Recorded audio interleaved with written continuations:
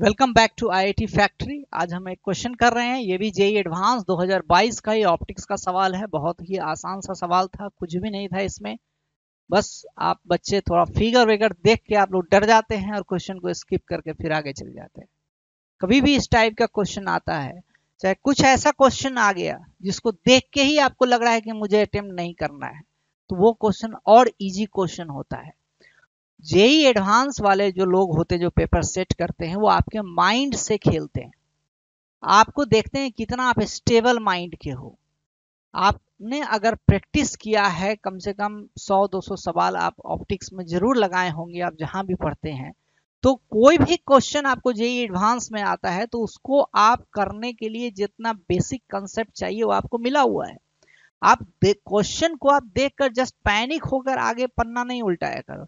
बहुत ही आसान सा क्वेश्चन है, तो चलो इस क्वेश्चन को हम सॉल्व करते हैं, आपको दिखाते हैं कैसे ये क्वेश्चन सॉल्व होगा। ठीक है, क्वेश्चन में कह रहा है कि एक रॉड है। चलो भैया, रॉड कहाँ है? तो ये वाला है, रॉड है।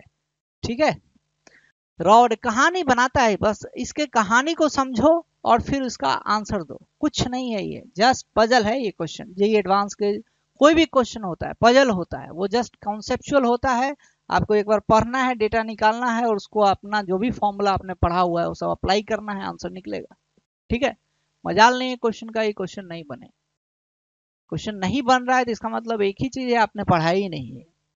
नहीं समझे? ढंग से आप नहीं पढ़े हो तब नहीं क्वेश्चन बनेगा। अगर आप ढंग से टॉपिक को किए हो, जे एडवांस क्या आईएमओ तक का कोई भी क्वेश्चन है तो आप आराम से बना सकते हैं।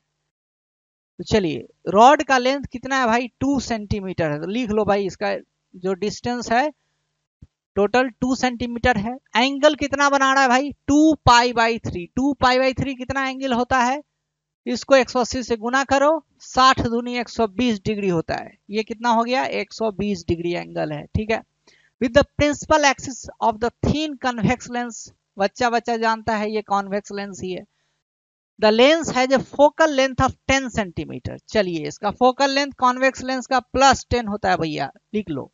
And is placed at a distance of 40/3 centimetre from the object as shown in the figure. यहां से यहां तक जो डिस्टेंस है सो 40/3 है। बहुत अच्छा। हाइट ऑफ द इमेज जो है सो आपका 30√3/13। ऐसा ऐसा डेटा देगा कि देख के ही आप छोड़ दो क्वेश्चन, है ना। डरना नहीं है, ऐसा डाटा है कि कट जाता है बाद में वो। ठीक है, 30√3/13 आ गया। And the angle made by it with respect to the principal axis alpha. अब ज्ञात कीजिए अल्फा का वैल्यू। अगर π/n है तो n की वैल्यू कितनी होगी निकालनी है। तो क्या है, कुछ भी तो नहीं है, ये रॉड है। रॉड किससे बना हुआ होता है? आप सभी बच्चों को पता है, रॉड हर पॉइंट से बना हुआ है। एक एक पॉइंट है उसका रॉड का। ठीक है, आप एक एक पॉइंट का इमेज डिस्टेंस निकालो ना और लीनियर मैग्निफिकेशन कर दो, बात खत्म हो गया। मतलब ये जो लाइन बना है सो इस पॉइंट से भी बना होगा, इसका एक एंड ये होगा और दूसरा एंड कहाँ होगा? यहाँ पे होगा। इन दोनों एंड को आप पकड़ो और इसके कॉरस्पॉन्डिंग पहले इमेज निकालने की कोशिश करो। यही तो कॉन्सेप्ट है। ठीक है, तो अगर ये 2 सेंटीमीटर है और यहां से यहां तक 120 है, तो यहां से यहां तक कितना हो जाएगा भैया? 60 डिग्री हो जाएगा, है ना। तो ट्रायंगल है सो आपका कुछ ऐसा बन गया। ये समझ रहे हो बात? ये कितना है? 2 सेंटीमीटर है। ये कितना है? 60 डिग्री है। ये कितना होगा भैया? 30 डिग्री होगा। 30 डिग्री के सामने का साइड जो हाइपोटेनस का क्या होता है? आधा होता है। ये हो जाएगा 1। याद होना चाहिए, ये 30 डिग्री के सामने का साइड राइट एंगल ट्रायंगल में हाइपोटेनस का आधा होता है। इस चीज को ब्रेन में आपके अंदर होना चाहिए। साइन थीटा कॉस थीटा नहीं करना है हर टाइम आपको। ये 1 हो गया, ये 2 है और ये 1 है, तो कितना हो जाएगा? ये √3 हो जाएगा, खत्म। ठीक है भाई, इसका मतलब है कि ये जो पॉइंट है सो इसका जो ऑब्जेक्ट डिस्टेंस होगा ये तो 40/3 ही होगा। लेकिन इधर जो ये पॉइंट है इसका जो ऑब्जेक्ट डिस्टेंस है, आप सोचो ना कि एक ऐसा ऑब्जेक्ट है, आदमी है, इसका ये मुंडी है और इसका इमेज हमें निकालना है इस लेंस को कॉरस्पॉन्डिंगली हम यूज करके। तो यहां से यहां तक डिस्टेंस भाई क्या हो गया? 1 हो गया। ठीक है, तो अब चलो इस वाले पॉइंट को, ए वाले पॉइंट का हम इमेज निकाल कर कोशिश करते हैं कि इसका इमेज कितने डिस्टेंस पे बनेगा। ठीक है, तो क्या होगा? v इज इक्वल टू हो जाएगा uf/u प्लस ए फॉर्मूला आप लगाएंगे, है ना। u की यहाँ पे कितनी वैल्यू हो जाएगी? तो u की वैल्यू होगी 40/3 + 1। 40/3 प्लस 1 मतलब 43/3, और ये क्या होगा, माइनस साइन के साथ होगा, ये -43/3 होगा, इंटू एफ की वैल्यू कितनी है 10 है, प्लस 10 है, अपॉन -43/3 प्लस 10। ठीक है, इसका वैल्यू कितना आएगा आप जरा देखिए, तो ये हो जाएगा -430 अपॉन ये हो जाएगा कितना -43 प्लस 30 हो जाएगा। ठीक है, तो -430 अपॉन -13 हो गया ये। ठीक है भाई, तो ये माइनस से माइनस भी कैंसिल हो गया, तो 430/13 हो गया। ओके, मतलब इसका ये ए वाला जो पॉइंट है उसका जो इमेज आ रहा है प्लस 430/13 आ रहा है, इसका मतलब ये पॉइंट कहीं यहां पर पहुंचेगा, और ये डिस्टेंस जो होगा आपका, ये वाला डिस्टेंस तो कितना हो जाएगा 430/13 हो जाएगा। ठीक है, खत्म हो गया ये। अब चलिए दूसरा जो पॉइंट है जो एकदम प्रिंसिपल एक्सिस पर है, उस वाले पॉइंट को कंसीडर करिए, इस वाले पॉइंट को, बी पॉइंट को कंसीडर करिए। v is equal to uf by u plus F डालिए, u की वैल्यू कितनी है 40/3 है सर, और f की वैल्यू कितनी है माइनस में डालिए, u की वैल्यू कितनी है -40/3 इंटू एफ की वैल्यू कितनी है +10 अपॉन हो जाएगा -40/3 +10। ओके, तो -400 अपॉन ये हो जाएगा -40 + 30, इसका मतलब -400 अपॉन -10 मतलब 40 हो गया ये। ठीक है, इसका वैल्यू कितना आ गया 40 हो गया 40। अब 40 और 430/13 में से कौन बड़ा है, यही बड़ा है ना, ये तुरंत आप देख सकते हो। ठीक है, तो अब क्या करना है, यहां से यहां तक जो डिस्टेंस होगा, ये जो डिस्टेंस होगा सो आ गया हमारा 40 हो गया। तो ये डिस्टेंस निकालने में क्या दिक्कत है, कैसे निकल जाएगा, सिंपल सी बात है, घटा लो भाई।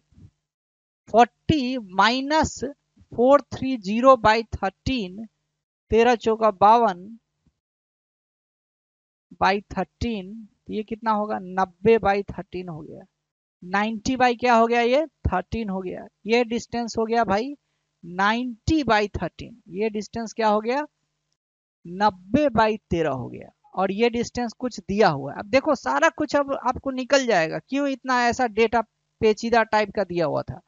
tan अल्फा का वैल्यू कितना हो जाएगा, tan अल्फा मतलब इतना बटा इतना, मतलब 30√3/13 इंटू हो जाएगा कितना 13/90 हो जाएगा, 13 से 13 गया, 30 से 90 3 मरतबे, 1 बाई क्या हो गया √3, tan थीटा बराबर हो गया √3, थीटा की वैल्यू कितनी हो जाएगी भाई 30 डिग्री, 30 डिग्री क्या होता है π/6, जब π/6 है तो यहाँ पे n की वैल्यू कितनी हो जाएगी, ये π/n है, मतलब π/6 बराबर है π/n, तो n की वैल्यू कितनी हो जाएगी 6 हो जाएगी। तो इस क्वेश्चन में क्या था जो आप नहीं कर सकते थे, अगर ये टेंडेंसी है कि क्वेश्चन ऊट पटांग टाइप से अगर सेट किया है तो उसको देख के डर जाते हैं, फिर जेईई एडवांस में थोड़ा दिक्कत होगा। ये मेंस टाइप का नहीं है, यहाँ पे आपका नॉलेज से ज्यादा आपका टेम्परामेंट चेक होता है। जेईई एडवांस के भीतर में आपका नॉलेज तो टेस्ट होता ही है, लेकिन उससे ज्यादा आप डरते हो कि नहीं, किसी चीज को आप स्टेबल होके सोच सकते हैं कि नहीं, कठिन जो टाइम है उसको आप कैसे मैनेज करते हैं, अगर कुछ हम उल्टा पुल्टा डेटा अगर डाल दे ऐसा, उसको देख के आपको तबीयत खराब हो जाता है क्या। तो जेईई एडवांस का मतलब है कि हर चीज में आप परफेक्ट हैं, तभी आप आईआईटी के लिए सेलेक्ट होंगे, है ना। तो कोई भी क्वेश्चन है आपको डरो नहीं है, मैं यही कह रहा हूँ, समझाने का मेरा मकसद ये है, क्वेश्चन देखकर आप स्किप जो करते हो, और भी क्वेश्चन मैं दिखाऊंगा आगे फ्यूचर डेज में कि वैसा वैसा क्वेश्चन है जिसके अंदर कुछ नहीं रहता है, बस फिगर बना देगा, कुछ डेल्टा फाई साइन थीटा कुछ ऐसा लिख देगा, कुछ अजीब सा फिगर बना, कुछ अजीब सा एक्सप्रेशन बना देगा, है ना, कुछ वैल्यू मतलब चेंजिंग क्वांटिटी कुछ ऐसा डाल देगा कि देखकर ही आपको लगेगा कि इसको कैसे अटेम्प्ट करें।